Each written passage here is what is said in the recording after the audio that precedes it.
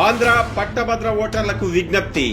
గత తెలుగుదేశం ప్రభుత్వ హయాంలో ఏపీకి 39,400 పరిశ్రమలు వచ్చాయని రాష్ట్ర యువతకు పరిశ్రమల శాఖ ద్వారా 5,13,351 ఉద్యోగాలు, ఐటీ మరియు ఎలక్ట్రానిక్స్ శాఖల ద్వారా 30,428 ఉద్యోగాలు వచ్చాయని వైసీపీ ప్రభుత్వమే శాసనసభలో చెప్పింది.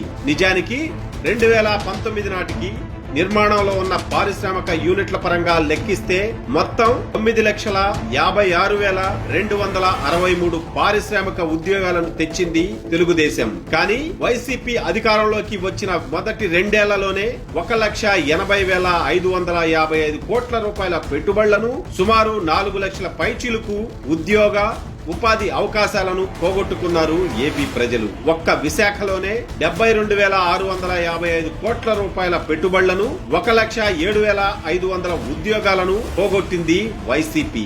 ఏపీ నుండి వైసీపీ తరిమేసిన ప్రసిద్ధ కంపెనీలలో Lulu group, Adani data centre, Franklin Templeton, HSBC, Singapore startup కంపెనీలు, ఏషియన్ పేపర్ పల్స్ పరిశ్రమ, రిలయన్స్, పోలీటెక్, కియా అనుబంధ సంస్థలు, జాకీ, జువారీ సిమెంట్స్, అమర్ రాజా వంటి ఎన్నో సంస్థలు ఉన్నాయి. కమిషన్ల కక్కుర్తితో పరిశ్రమలను తరిమివేసిన వైసీపీ ప్రభుత్వ ఉగ్రవాదాన్ని ఇంకా సమర్థిస్తారా?